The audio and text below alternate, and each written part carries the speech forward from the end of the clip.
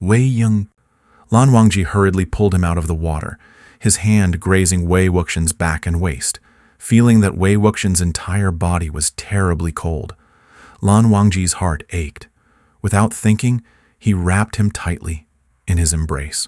It's not that Wei Wuxian was stubbornly unwilling to accept help. His reluctance stemmed from the severe psychological trauma he had suffered the previous night, when Lan Wangji had grasped his hands and feet, holding him firmly in place all night long. Because of this, Wei Wuxian had deliberately kept a certain distance from Lan Wangji throughout the entire day, and this moment was no exception. Clearly, when he entered the water, Lan Wangji was still some distance away, but somehow he had quietly come closer and tightly embraced Wei Wuxian. Overwhelmed by lingering fear, Wei Wuxian immediately began to yell and flail in a panic, kicking Lan Wangji away with his hands and feet. The commotion caused a splash that drew the attention of those nearby. Lan Wangji had intended to help warm Wei Wuxian up, but instead, he faced a desperate struggle and was soon met with several punches and kicks. Stunned by the resistance, Lan Wangji had no choice but to let him go. The teacher's thick eyebrows shot up as he yelled, "What is going on with you two?" Wei Wuxian quickly complained, "Teacher, Lanzhan harassed me." Lan Wangji remained silent, pondering. The teacher was stunned then. After a brief moment, he angrily pointed at their noses. "It's daytime. Absolutely shameless. What a disgrace." Lan Wangji lowered his head once again. Wei Wuxian agreed. "Exactly. In the daytime. What a disgrace." The teacher was stunned for a moment, then angrily shouted, "I'm talking about you!" Wei Wuxian's eyes widened in disbelief. "Me? Teacher, I didn't do anything. It was clearly Lanzhan." The teacher, boiling with anger, retorted, "Silence! Both of you. Go kneel in the ancestral hall." Wei Wuxian protested indignantly. "Teacher, this is truly an injustice in broad daylight. I was just soaking peacefully, not doing anything, and it was Lanzhan who reached out to touch me. Everyone present saw it. He was the one trying to harass me, hugging and holding me." The teacher's face turned beet red. "Nonsense! You are married. How can there be any talk of harassment?" Wei Wuxian was stunned, rendered speechless for a moment. "Teacher, what a strange thing to say. Even if we are married, force is not allowed." The teacher seemed too enraged to speak, pointing at Wei Wuxian's nose with a trembling hand, unable to utter a single curse for a long while.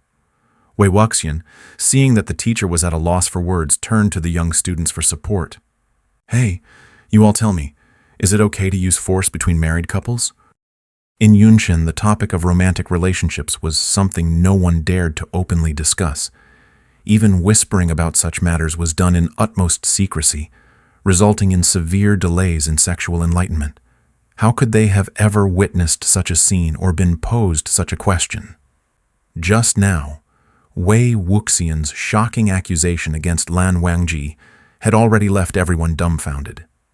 Fortunately, the young students, being naive and ignorant, did not delve too deeply into it. However, witnessing the two of them with their wet bodies touching and hugging each other was like a live demonstration. And now, with such a blatant and direct question, it was as if they were struck by thunder, leaving them all profoundly stunned on the spot. The result of Wei Wuxian's commotion was that he and Lan Wangji ended up kneeling together in front of the ancestral hall again. Additionally, the teacher, with reddened ears, had to give an impromptu sexual enlightenment lesson to the young students. He also clarified that spouses should treat each other with respect and courtesy, and his earlier remarks were solely directed at Wei Wuxian's unruly behavior, not to be misconstrued in any other way. Thus, the first day of Wei Wuxian's marriage into the Lan clan passed in utter chaos. Failing to prank Lan Wangji and getting punished instead, Wei Wuxian spent the entire night in a huff. When it was time to sleep, Wei Wuxian put Suibian in the middle of the bed with a loud pop, clearly delineating, "This side is mine. That side is yours. Not a single finger is allowed to cross the line, or my sword, which doesn't have eyes, will come into play. Understand?" Lan Wangji remained silent. Not waiting for a response, Wei Wuxian rolled far away, burying his head under the blanket, leaving only his back visible to Lan Wangji. Lan Wangji gazed at Wei Wuxian's unmoving back, his eyelashes slightly lowering. Under the vivid red candlelight, the bed was split into two. Given the significant setback he experienced on their wedding night, Wei Wuxian remained unusually wary of Lan Wangji for the next few days. Not only did he sleep far away from him at night, but during the day, he also kept his distance. Deep down, he missed the carefree days when he and Lan Wangji could fool around without any barriers between them. However, the incident that night left him shaken. Moreover, he had never spent day and night so intimately with another man in his entire life, which made him not just unaccustomed, but also filled with an undefined sense of tension. As other people treated them like married couples, Wei Wuxian felt even more at a loss, unsure of how to handle their relationship. When faced with things he couldn't figure out, Wei Wuxian simply decided not to think about them. Holding the token of passage, he would seize any opportunity to sneak down the mountain whenever he could. However, each time he was caught by Lan Wangji and dragged directly to class. In addition to mandatory courses, Lan Wangji would often seek out Lan Xichen to learn how to handle clan affairs together. As a result, compared to Lan Xichen or ordinary disciples, Lan Wangji was doubly busy. His daily schedule was packed so tightly that there wasn't even a moment to take a rest. While Wei Wuxian admired him, he was also forced to participate in these activities, complaining incessantly all day long. He couldn't help but miss the carefree days in Yunmeng, spent catching fish and birds. On this particular day, he stood behind Lan Wangji with a look of frustration on his face. Lan Xichen, upon seeing this, knew immediately that Wei Wuxian had attempted another escape and had been forcibly dragged back. Lan Xichen chuckled, "Wangji, you just went through these reports with me a few days ago. There's no need to tire yourself out like this. You see, you've worn A Xian out as well. You both can go and do something else." Wei Wuxian, halfway through a yawn, suddenly perked up. "Does that mean you don't need us, Zawujun? If so, I'll be on my way then." Lan Wangji responded calmly, "You are not going anywhere." Wei Wuxian glared at him a few times. The two then sat down at the desk. On the desk were various letters sent from different places in Gusu, as well as records of unusual phenomena collected by the Lan family's disciples from the foot of the mountain. Wei Wuxian had seen similar reports in Zhang Fengmian's study before. These served as sources of information for night hunts and were organized and read by the heads of various families to decide which situations required sending disciples to handle. Finding this job somewhat interesting, Wei Wuxian stopped complaining, grabbed a stack from Lan Wangji's desk, and began to read through it. Unfortunately, Wei Wuxian just couldn't sit still. These desk tasks only held his interest for a short while. After opening about 10 envelopes, the desk was a mess, with papers scattered everywhere. He skimmed each letter quickly, finding only trivial matters and small creatures, which left him uninterested. He discarded them to the side.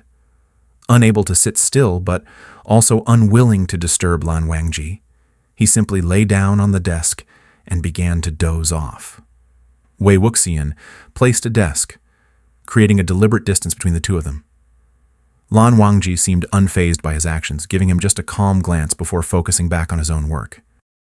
Lan Xichen quietly observed the unusual interaction between the two for a while, and then said to Lan Wangji, "Wangji, can you help me find the case files from last month? I need to check something." Once Lan Wangji had gone away, Lan Xichen, in a seemingly casual manner, said, "Wangji has been very diligent lately. He hasn't missed any of his courses or these tedious tasks. You must be tired following him around." Wei Wuxian, still lying on the desk, couldn't help but lift his head and said, "Hasn't Lan Zhan always been like this?" Lan Xichen said, "When he's alone, he occasionally behaves like this, but ever since you arrived, he has become even more diligent." Wei Wuxian asked curiously, "Me? What does this have to do with me? Could it be that he doesn't want me to be idle and end up doing mischievous things for fun?" Lan Xichen shook his head. "Wangji has always been alone." Wei Wuxian said, "Alone? Aren't there many disciples of his age on the mountain? The moment he spoke, Wei Wuxian indeed recalled that Lan Wangji hardly interacted with those other young disciples. Even during class breaks, when others were whispering and gossiping, Lan Wangji remained unmoved, sitting upright and attentively focused solely on the teacher. Seeing Wei Wuxian deep in thought, Lan Xichen added, "You must have noticed as well. Wangji is very serious, diligent, and excellent in his studies. No matter the course, he always performs much better than others. Other peers, juniors, and even seniors look up to him with both respect and awe. They always see him as a role model rather than a close friend or playmate. Take the swordsmanship class as an example. Before you came, no one could ever match him in a duel. Even I often found myself at a disadvantage. Moreover, in the past 2 years, I've frequently missed classes, leaving him without a companion. In archery, riding, spirit summoning, refining, and talisman creation. Since your arrival, he has finally found a rival who can compete with him. This has even sparked in him a rare desire to win.